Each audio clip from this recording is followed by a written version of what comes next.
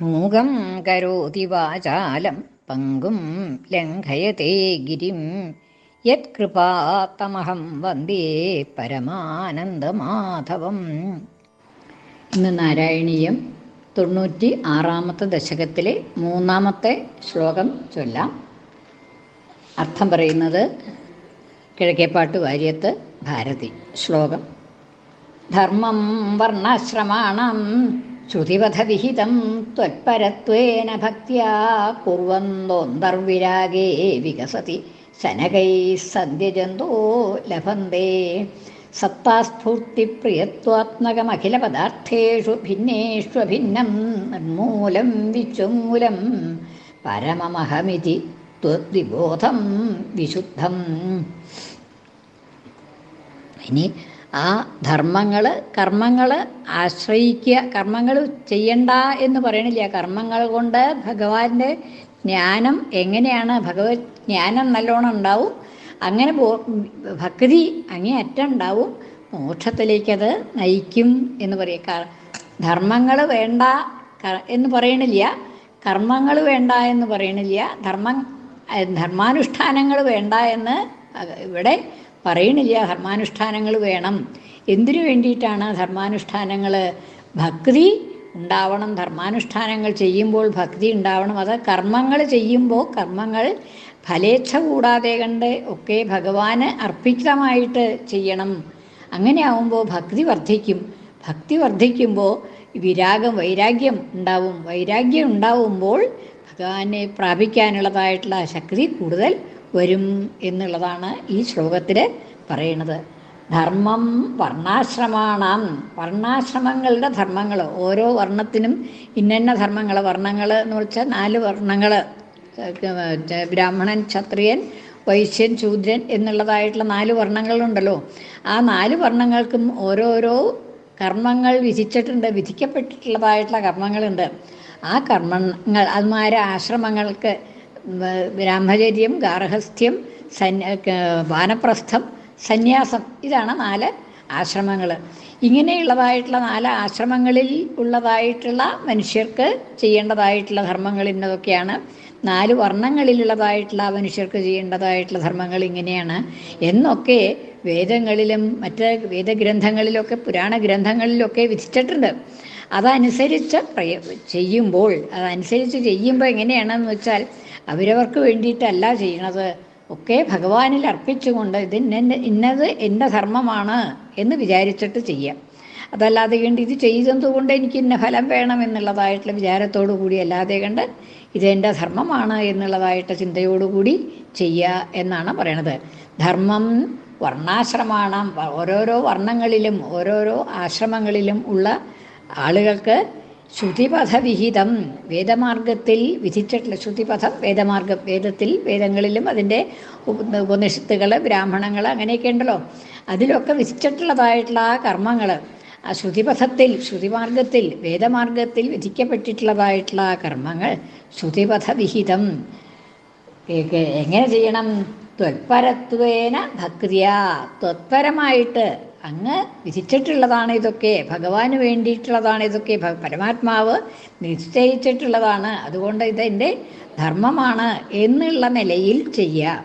അല്ലാതെ കണ്ട് അതിൻ്റെ ഫലം ആഗ്രഹിച്ചുകൊണ്ടല്ലാതെ കണ്ട് ഭഗവാനിൽ സമർപ്പിച്ചുകൊണ്ട് ചെയ്യുമ്പോൾ, ത്വത്പരത്വേന ഭഗവാനിൽ സമർപ്പിച്ചുകൊണ്ട് ചെയ്യുമ്പോൾ ഭക്തിയോടുകൂടി അങ്ങ് വിധിച്ചിട്ടുള്ളതായിട്ടുള്ള ഈ കർമ്മങ്ങളൊക്കെ ചെയ്യുന്നു എന്ന് മാത്രമുള്ളതായിട്ടുള്ള ബോധത്തോടുകൂടി അതാത് വർണ്ണങ്ങൾക്കും ആശ്രമങ്ങൾക്കും വിധിക്കപ്പെട്ടിട്ടുള്ളതായിട്ടുള്ള കർമ്മങ്ങൾ ചെയ്യുമ്പോൾ ഭക്തിയാ കുർവന്തഃ, അങ്ങനെ ചെയ്യുന്നവർക്ക്, അതായത് ഓരോരോ ആശ്രമത്തിലും ഓരോരോ വർണ്ണത്തിലും വേണ്ട ഉള്ളതായിട്ടുള്ള ആളുകൾക്ക് വിധിപ്രകാരം ശ്രുതിപ്രകാരം വിധിക്കപ്പെട്ടിട്ടുള്ളതായ കർമ്മങ്ങൾ എന്തൊക്കെയാണോ അതൊക്കെ ഭഗവാനിൽ അർപ്പിച്ചുകൊണ്ട് കുർവന്തഃ ചെയ്യുന്നവർക്ക്, ത്വത്പരത്വേന ഭക്തിയാ കുർവന്തഃ ഭക്തിയോടുകൂടി ചെയ്യുമ്പോൾ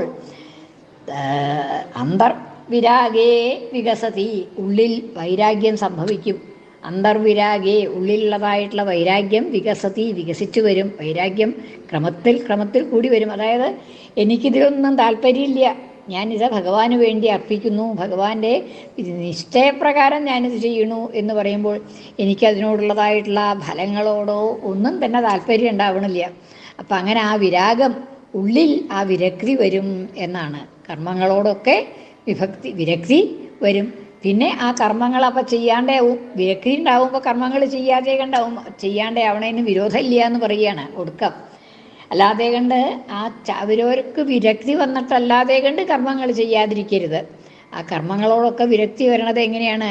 ഭക്തിയോടുകൂടി ചെയ്യുമ്പോൾ അതിനോട് ഉള്ള വിരക്തി ക്രമത്തിൽ ഉണ്ടാവും എന്നാണ്. അന്തർവിരാഗേ വികസതി ശനകൈഹി എന്നാണ് പറയണത്. പെട്ടെന്ന് അങ്ങോട്ടൊരു ദിവസം ഇതൊക്കെ ചെയ്യണ്ടെന്നുള്ള ഒരു വിരക്തി വന്നു, എനിക്കിതൊന്നും ചെയ്യാൻ കഴിയില്ല, ആവശ്യമില്ല, ഞാൻ ഭഗവാനെ പ്രാപിക്കുകയാണ് എന്നങ്ങോട്ട് വിചാരിച്ചിട്ട് കാര്യങ്ങളൊന്നും ചെയ്യാതിരിക്കണേൽ അർത്ഥമില്ല.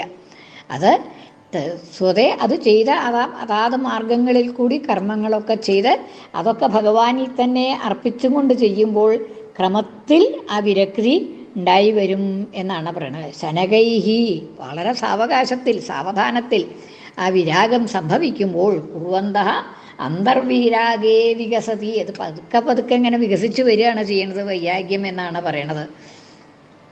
സന്ധ്യജന്തഃ ലഭന്തേ. അപ്പം അങ്ങനെ വിരാഗം വരുമ്പോൾ ആ കർമ്മങ്ങളും ഉപേക്ഷിക്കും. സന്ധ്യജന്തഃ അവസാനം ആ വിരാഗം വന്നിട്ട് കർമ്മങ്ങളോടും വിരക്തി വരും. ഭഗവാനിൽ ഭക്തി അങ്ങോട്ട് മൂർച്ഛിക്കുന്നതായിട്ടുള്ള അവസരത്തിൽ ഈ കർമ്മങ്ങളോടും വിരക്തി വരും. അങ്ങനെ വിരക്തി വന്നിട്ട് കർമ്മങ്ങൾ ഉപേക്ഷിക്കുമ്പോൾ എന്നാണ് പറയണത്. അല്ലാതെ കണ്ട് വെറുതെ അങ്ങോട്ട് കർമ്മങ്ങൾ ഉപേക്ഷിക്കലല്ല. ആ ഭക്തിയോടുകൂടി ഭഗവാനിൽ കർമ്മങ്ങളൊക്കെ അർപ്പിച്ച് ശീലിച്ച് അവസാനം സാവകാശത്തിൽ ആ വിരാഗം വരുമ്പോൾ ആ കർമ്മങ്ങളും തന്നെത്താൻ ഉപേക്ഷിച്ചു പോകും, ഉപേക്ഷിക്കുമെന്നാണ്. അങ്ങനെ സന്ധ്യജന്തഃ ആ കർമ്മങ്ങളെയും ഉപേക്ഷിക്കുന്നവരായിട്ട് ലഭന്തേ അവർ പ്രാപിക്കുന്നു. എന്താണ് പ്രാപിക്കുന്നത്? ത്വദ്വിബോധം വിശുദ്ധമായിട്ടുള്ള അങ്ങയെക്കുറിച്ചുള്ളതായ ബോധം. ആ കർമ്മങ്ങളും കൂടി ഉപേക്ഷിച്ച് കഴിയുമ്പോഴാണ് അവർക്ക് ആ ബോധം ഉണ്ടാവുക. ത്വദ്വിബോധം അങ്ങയെക്കുറിച്ചുള്ളതായ ആ പരമമായിട്ടുള്ള ബോധം ഉണ്ടാവുന്നു എന്നാണ് പറയണത്. എങ്ങനെയാണ് ആ ബോധം ഉണ്ടാവണത്? ഏത് തരത്തിലാണ് ആ ബോധം എന്ന് പറയുകയാണ് ബാക്കിയുള്ളതുകൊണ്ട്.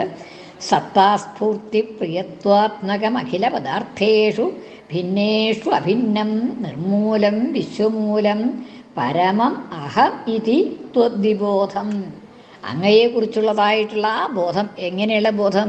വിശുദ്ധമായിട്ടുള്ള ആ ബോധം. ഏറ്റവും വിശുദ്ധമായിട്ടുള്ളതായിട്ടുള്ള ഒരു ബോധമാണത് എന്ന് പറയുകയാണ്.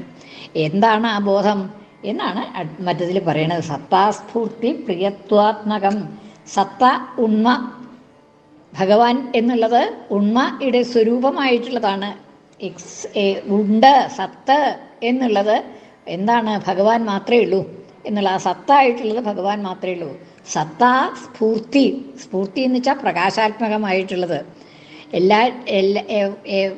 ലോകത്തിൽ പ്രപഞ്ചത്തിൽ പ്രകാശാത്മകമായിട്ട് എന്തെങ്കിലും ഒന്നുണ്ടെങ്കിൽ അത് പരമാത്മാവ് മാത്രമാണ്. ബ്രഹ്മം, പരമമായിട്ടുള്ള ബ്രഹ്മം ഒന്ന് മാത്രമാണ്. സത്താ സ്ഫൂർത്തി പ്രിയത്വാത്മകം. പ്രിയം ആയിട്ടുള്ളത്, അതായത് ആനന്ദാത്മകമായിട്ടുള്ളത് എന്താണോ ഉള്ളത് അത് ഭഗവാൻ മാത്രമാണ്. പ്രിയത്വാത്മകം. അഖില പദാർത്ഥേഷു ഭിന്നേഷു അഭിന്നം. ഭിന്നമായിട്ട് എല്ലാ പദാർത്ഥങ്ങളിലും കാണുന്നുണ്ട് എങ്കിലും അതൊക്കെ അഭിന്നമായിട്ടുള്ള ഭഗവാൻ തന്നെയാണ്. അഭിന്നം പരമമായിട്ട് വർത്തിക്കുന്നത് അഹം ഇതി, അത് ഞാൻ തന്നെയാണ്. അതായത് ആ ഭഗവാൻ ഞാൻ തന്നെയാണ് ഭഗവാൻ. എൻ്റെ ഉള്ളിൽ വർത്തിക്കുന്നതായിട്ടുള്ള ആ ഭഗവാൻ തന്നെയാണ് ഈ പ്രപഞ്ചത്തിൽ എല്ലായിടത്തും വർത്തിക്കുന്നത്. അതുതന്നെയാണ് ഏകമായിട്ടുള്ള സത്ത, ഉണ്മയായിട്ടുള്ളത്. ഏകമായിട്ടുള്ള പ്രകാശം അത് തന്നെയാണ്. ഏകമായിട്ടുള്ള പ്രിയമായിട്ടുള്ള ആനന്ദാത്മകമായിട്ടുള്ളതും ഭഗവാൻ തന്നെയാണ്. സത്താസ്ഫൂർത്തി പ്രിയത്വാത്മകം. സത്താരൂപകവും സ്ഫൂർത്തി പ്രകാശരൂപവും ആനന്ദാത്മകവും, പ്രിയത്വാത്മകം വെച്ചാൽ ആനന്ദാത്മകവുമായിട്ടുള്ള ഒന്ന്. ഭിന്നേഷു അഭിന്നം. എല്ലാറ്റിലും ജീവജാലങ്ങളിലും ഉണ്ട് എന്ന് നമ്മൾ ഭിന്നമായിട്ട് കരുതുന്നുണ്ട് എങ്കിലും അതൊക്കെ അഭിന്നമായിട്ടുള്ള ഒന്ന് തന്നെയാണ്. അത് തന്നെയാണ് ഞാൻ എന്നുള്ളതായിട്ടുള്ള അഹമിതി. അത് ഭിന്നേഷു അഭിന്നം നിർമൂലം, ഇനി അത് പോരാ, നിർമൂലം, നിർമൂലം അത് ആ പ്രിയത്വാത്മകമായിട്ട് സത്താസ്ഫൂർത്തി പ്രിയത്വാത്മകമായിട്ടുള്ള ആ ബ്രഹ്മത്തിന്, ആ പരമാത്മാവിന് അതിന് മൂലം ഇല്ല, നിർമൂലം. അതിന് കാരണം വേറൊരു കാരണമില്ല. എന്താണ് ഭഗവാന്റെ കാരണം എന്ന് ചോദിച്ചാൽ അങ്ങനെ ഒരു കാരണമില്ല. നിർമൂലം, മൂലരഹിതമായിട്ടുള്ളത്. അതിന് കാരണം വേറെ ഒന്നുമില്ലെങ്കിലും നിർമൂലം വിശ്വമൂലം, അത് തന്നെയാണ് ഈ പ്രപഞ്ചത്തിന് മുഴുവൻ മൂലമായിട്ടുള്ളത്, കാരണമായിട്ടുള്ളത് ആ ആത്മാവ് തന്നെയാണ്, പരമാത്മാവ് തന്നെയാണ്. നിർമൂലം വിശ്വമൂലം പരമം, ഏറ്റവും ശ്രേഷ്ഠമായിട്ടുള്ള അത് അഹം ഇതി, ഞാൻ തന്നെയാണ്. അതായത് ഈ എൻ്റെ ഉള്ളിലുള്ളതും ആ പരമാത്മാവ് തന്നെയാണ് എന്നുള്ളതായിട്ടുള്ള ബോധം, ത്വദ്വിബോധം, അങ്ങയെക്കുറിച്ചുള്ള ബോധമാണ് അത്. എന്നെക്കുറിച്ചുള്ള ബോധമല്ലാതെ അങ്ങയെക്കുറിച്ചുള്ള ആ പരമാത്മാവിനെക്കുറിച്ചുള്ള ഭഗവാനെക്കുറിച്ചുള്ളതായിട്ടുള്ള മോഹമാണ് അത്. അത് വിശുദ്ധമായിട്ടുള്ള ബോധമാണ്. ആ ജ്ഞാനം ഉണ്ടാകുന്നു എന്ന് പറയാണ്. അതായത് ഈ കർമ്മങ്ങളൊക്കെ അനുഷ്ഠിക്കുമ്പോൾ മനസ്സിന് വിശുദ്ധി വരുന്നു. അത് ഭക്തിയോടുകൂടി ചെയ്യുമ്പോൾ, കർമ്മങ്ങൾ അനുഷ്ഠിക്കുമ്പോൾ ഭഗവാനിൽ അർപ്പിച്ചുകൊണ്ട് ഭക്തിയോടുകൂടി അനുഷ്ഠിക്കുമ്പോൾ അത് ഭഗവാൻ തന്നെ ക്രമത്തിൽ ആ കർമ്മങ്ങൾ ഉപേക്ഷിക്കാൻ സാധിക്കുന്നു. അങ്ങനെ ആ കർമ്മങ്ങൾ ഉപേക്ഷിക്കുമ്പോൾ ആ ജ്ഞാനം ഉള്ളിൽ ഉദിക്കുന്നു എന്നാണ്. അങ്ങയെക്കുറിച്ചുള്ളതായിട്ടുള്ള ജ്ഞാനം, ഭഗവാനെക്കുറിച്ചുള്ളതായിട്ടുള്ള ജ്ഞാനം മനസ്സിൽ ഉദിക്കുന്നു. അത് മോക്ഷത്തിന് കാരണമായിത്തീരുന്നു എന്നാണ് ഈ ശ്ലോകത്തിൽ അർത്ഥം പറഞ്ഞത്. ധർമ്മം വർണ്ണാശ്രമാണാം ശ്രുതിപഥവിഹിതം ത്വത്പരത്വേന ഭക്തിയാ കുർവന്തോന്തർവിരാഗേ വികസതി ശനകൈ സന്ധ്യജന്തോ ലഭന്തേ സത്താസ്ഫൂർത്തിപ്രിയത്വാത്മകം അഖിലപദാർത്ഥേഷു ഭിന്നേഷു അഭിന്നം നിർമൂലം വിശ്വമൂലം പരമമഹമിതി ത്വദ്വിബോധം വിശുദ്ധം. കൃഷ്ണാർപ്പണം. മലയാള പരിഭാഷ. ധർമ്മം വർണ്ണാശ്രമത്തിൻ നിഗമ നിഗദിതം നിന്നിരപ്പിച്ചു ചെയ്താൽ ഭക്ത്യാ വൈരാഗ്യമേറും ഹൃദി പടിപടിയായി വർണ്ണധർമ്മം ത്യജിക്കും.